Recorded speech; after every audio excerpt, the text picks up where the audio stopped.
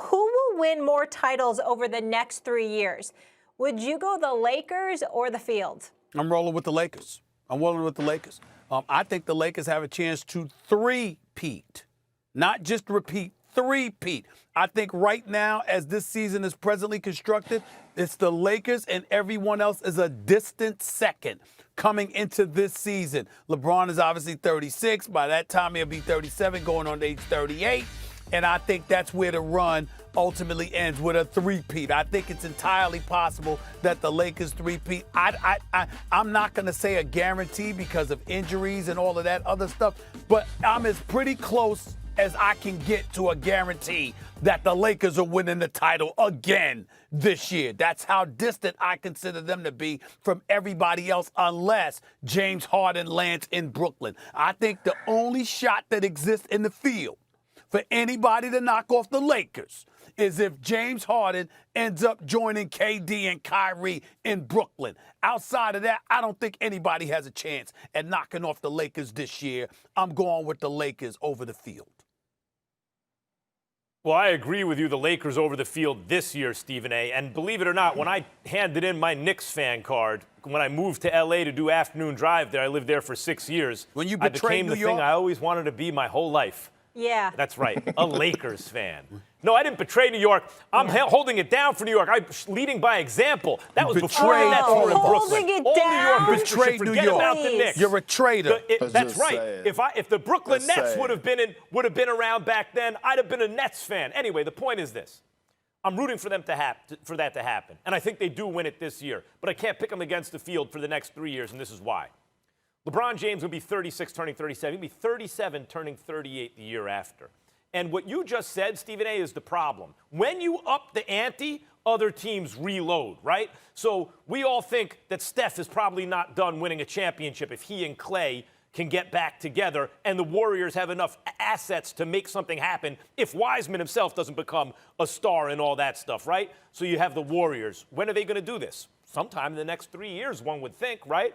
You say if Harden goes to the Nets, well, that could happen, but a lot of things can happen. Where does Giannis wind up? Because if Giannis leaves Milwaukee, he ain't going to some run-of-the-mill team. He's going to join a team that has other stars. And that team, like if it's Miami, for example, is going to be a whole lot. So I agree the Lakers win this year. And, knock wood, unless something bad happens. I think the Lakers are the best team again, and that's 2. But then by year 3, it's just hard to win a championship. By year 3, LeBron's 38 years old. Most of the cap money is going to LeBron and AD. And you got wherever Harden winds up, wherever Giannis winds up, Steph and Clay, and whatever moves they make, an ascending Nuggets team, an ascending Dallas team. Who knows who they acquire? I think it's too much to ask that the Lakers beat the Field over the next 3 years. I do think they win this year. Well, Max, let me tell you why you're wrong. First of all, the Lakers are the NBA champions. With that being said, I would think all the other 29 teams will act aggressively in free agency and win the battle. But guess who won the battle in free agency? The Los Angeles Lakers. They upgraded. They got rid of salary and upgraded at different positions. They got rid of Danny Green and went got Wesley Matthews. By the way, Danny Green, I love him to death, who was making $15 a year, and you signed Wesley Matthews at $3.6 million, and then you go and steal Montrezl Harrell, which I said time and time again from the Clippers, the Sixth Man of the Year candidate, and then you trade and you get the run-up for the Sixth Man of the Year, and Dennis Schroeder. And what I'm saying is, yes, you have LeBron James. Yes, you have Anthony Davis. But guess what? We're leaving out one particular name, and that's Rob Pelinka. I have full trust in Rob Pelinka, and he hasn't steered me wrong yet.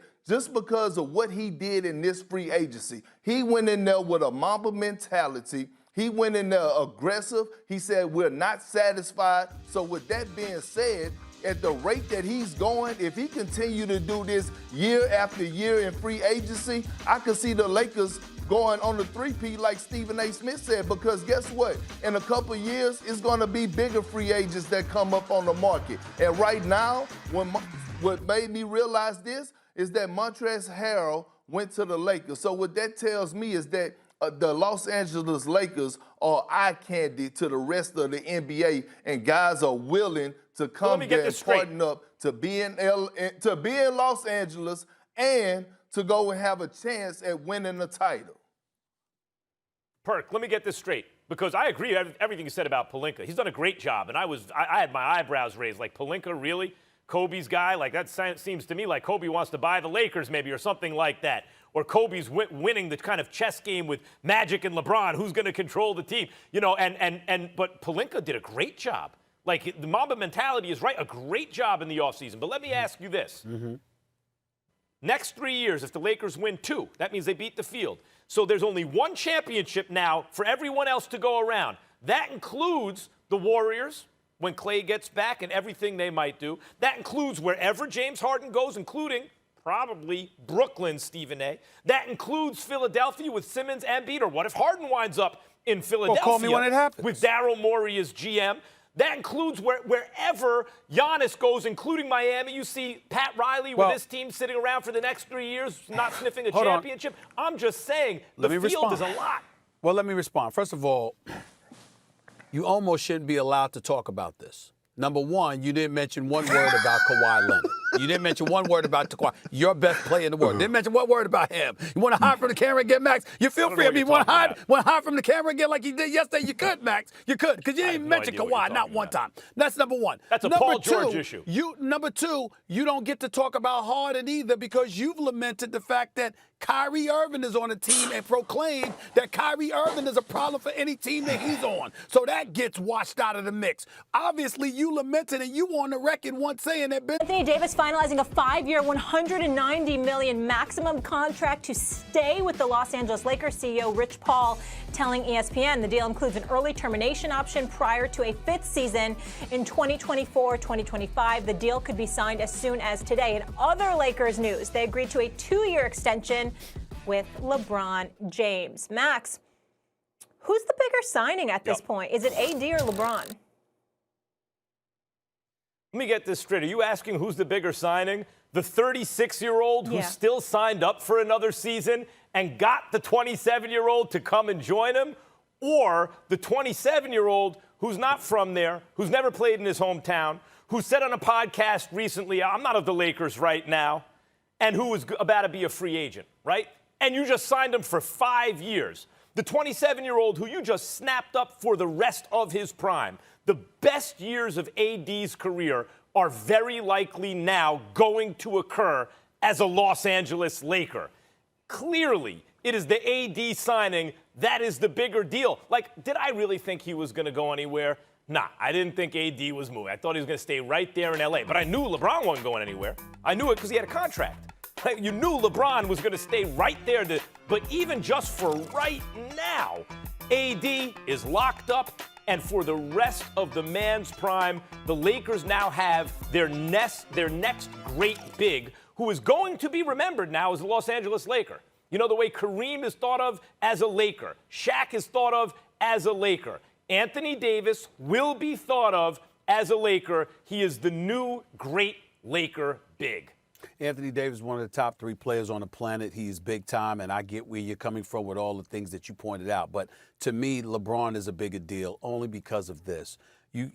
Everything about the Los Angeles Lakers is about LeBron James. Even the greatness of Anthony Davis shining through to a championship level is about LeBron James. We saw AD in New Orleans all of those years. He couldn't get past the second round. His first year with LeBron James, he is a champion. It's LeBron James reminding everybody that he's the best in the world. We got to take into account some of the things that we were saying. We wondered once upon a time whether anybody wanted to come and play with LeBron James, okay? We were talking about that when he first arrived with the Lakers, but AD ultimately ends up coming on board. There is leadership that was exhibited from day one until the final day. The continuity, the consistency, the togetherness, the cohesiveness, all of that was due in large part to LeBron James. It's not to say that Anthony Davis had nothing to do with that, because we know better. And we also understand that Anthony Davis, with LeBron having him to lean on, was a big, big thing. They don't win the championship without Anthony Davis. We get all of that. There were times in the bubble where we looked at him and said, this dude is the best player on the planet, not LeBron James, because of the way that AD was playing at times. We get all of that.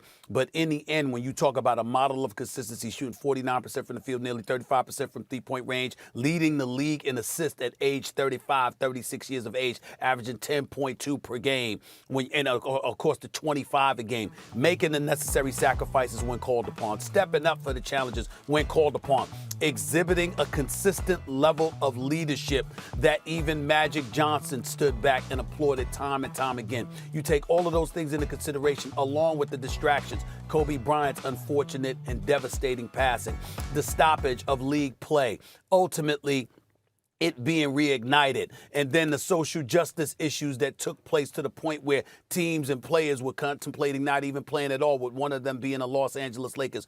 All of these distractions, all of these things that happened, it ended up being an Achilles heel for the Los Angeles Clippers, who felt like they were together enough if the season hadn't stopped for them to really, really make a run. But once they came back, some of them didn't want to come back, et cetera, et cetera. The Lakers, no matter what happened, even with Avery Bradley electing not to play and participate in bubble play, everything you look at, it's not just about the play on the court. It's about leadership. And when LeBron James signs on board to say, I want to be here, essentially saying, I want to end my career here, it also elevates the profile of the Lakers in this regard, Max. It reminds us all that the Lakers, when you are a star and you produce for them, there is no controversy. They take care of their own. And that's the message they sent to Anthony Davis. And they sent it again with LeBron James, which made it that much easier for him to commit to the 5 years, $190 million max. That's what Jeannie Buss told me when they extended Kobe before they'd even seen him on a court after a catastrophic injury at an advanced age when it was pretty clear he'd never be the same, and they extended him. They thought they were out from under a deal that was hurting them. They extended him 2 years, $50 million, which at the time was a lot, like it's a lot now, but was the most you could give a guy basically just about. And I asked Jeannie Buss about that, and she said that the rest of the league, besides doing right by Kobe, has to see how the Lakers take care of their own. I thought that was an excuse at the time.